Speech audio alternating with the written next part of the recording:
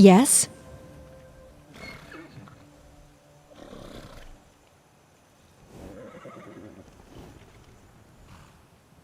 I used to stay inside my family's manor when I was very young, not at all willing to go outside and see the world. At a very young age, I developed a habit of reading. For a time, my brother and sister both believed I would surely become a mage. But my mother simply refused to teach me magic, claiming it was too dangerous for a little girl like me. I was very disappointed, that's for sure. But then, one day, I saw my brother and his squire, a boy from House Vici, practicing combat. With a child's curiosity, I stepped closer to observe their movement. Almost immediately, I became fascinated with the art of melee combat. For the rest of my childhood, if I wasn't reading, then I was practicing with swords and shields under my brother's watch. I should thank him for ignoring my mother's protests and taught me the way of a soldier anyway.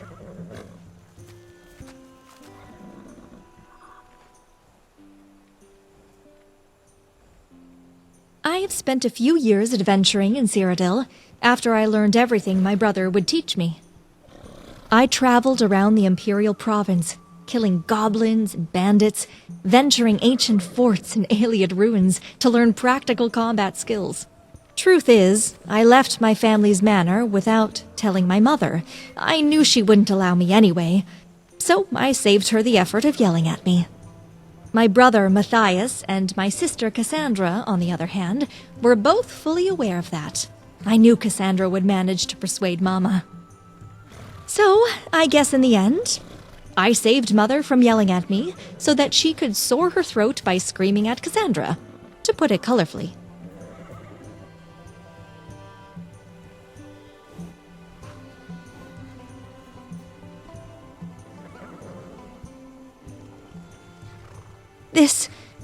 This wasn't what I admit.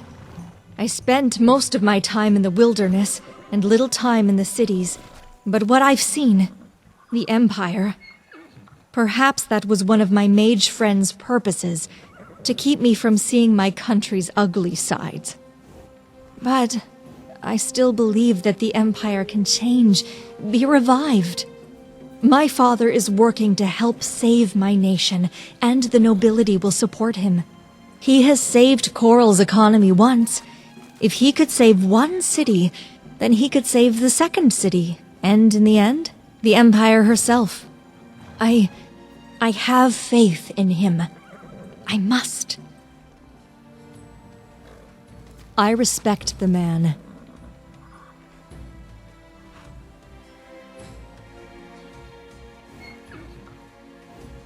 I admire the man. He has the best interest of the Empire in his heart. The Empire is at its darkest moment, thanks to the vile manipulation of the nobility and the flaming eagle's grasping talons. It needs a champion of Cyrodiil who will vanquish the Empire's enemies, just as the hero of Kvatch defeated the Daedra.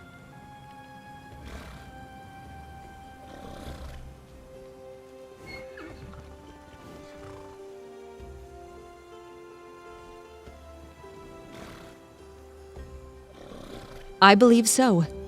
What, are you jealous, mighty hero?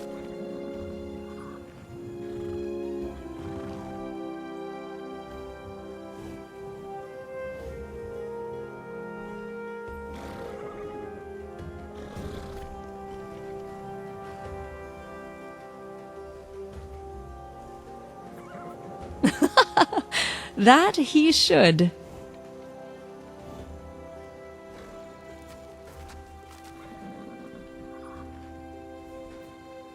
It is one of the reasons, and for that, it needs to be ended. The eagle divides Tamriel, causes bloodshed and hatred. It has no honor, no morals. The only thing that it wants is to devour all that we love.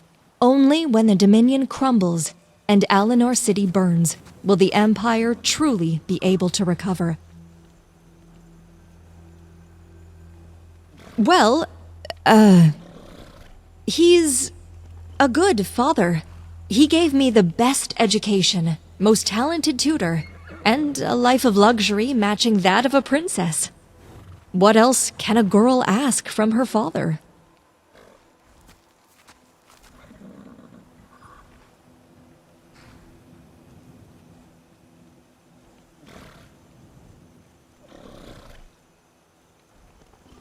How can I not? You dare to dishonor me by saying I don't know the man who raised me? My father gave me the best of everything in this world, but when you want to have something, you have to make sacrifices. He paid the price of time. He sacrificed the moments with his wife and children so that he could fulfill a higher cause and give us a good life. What makes a father if he can't provide for his family, bring his house honor and respect? Mine did his job. The rest, I can live with it.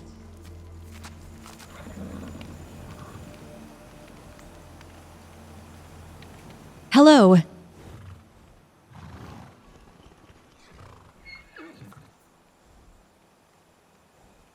I respect the man.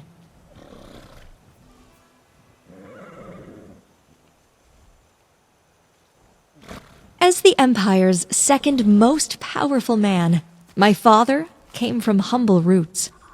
He was born to a peasant couple during the Dubois Wars, a civil war in High Rock that happened decades ago. During the war, the exiled Princess of Shornhelm, Adelise, was wounded in an assault. My grandparents found her while they were hunting in the wilds. After knowing who she was, they decided to give her safe shelter until she could regain strength and continue the fight against Dubois. But, to their detriment, Dubois' soldiers eventually found her. They slaughtered everyone in the village. Blood ran in the river on that day. My grandparents died saving Princess Adelise, and in return, she promised to raise their infant son in their stead. The Princess of Shornhelm was good to her word. After she joined forces with Emperor Saturnius to defeat Dubois, she made my father her ward. Hence, Adelise became the Queen of Shornhelm, and my father sort of became a prince.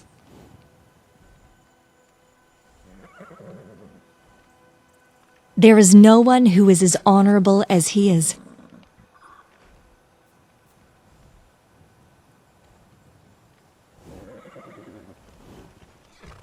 This path hasn't always been easy for him. If you've read the books about my father, perhaps you may understand his struggles. It is a very long story. Better if you read the books yourself. But if you're a bit more specific, I can entertain. He was named Champion of Cyrodiil after he crushed the Aurelius Rebellion. But before that, he had already contributed tremendously to the Empire. The Blanchett Rebellion, Titus II's succession to the Ruby Throne, and of course, there's the Great War. Without him, the Empire would have ended. It was the greatest civil war the Empire had ever suffered in the Fourth Era. To make it worse, it happened right after the Great War ended.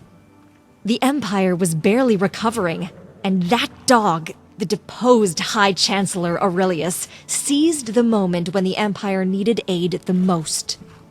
First, he summoned his private army. Then, he employed the Red Guard mercenaries from Hammerfell.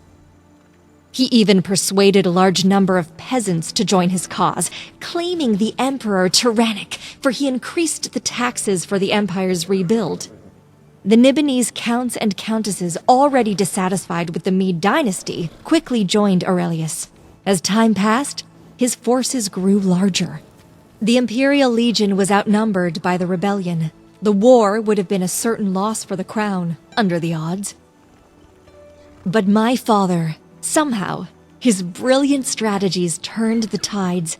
Victories over victories, the Salvian name became an inspiration to the Legion. In the end, that cowardly traitor Aurelius and his conspirators were forced to hide inside Cheydinhall's castle, awaiting justice to come. Livia Salvian became a literal champion of Cyrodiil by winning an impossible war. It was only a matter of days until he officially got the title. At the time my father became champion of Cyrodiil, the seat of High Chancellor belonged to Lord Otho Vici, whose family presides Coral.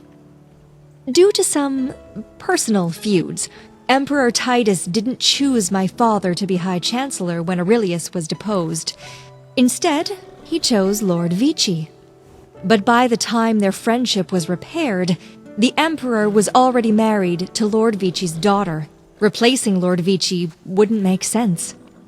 Nonetheless, a few years later, Lord Vici died of old age, and naturally, my father became the only logical successor to the seat of High Chancellor.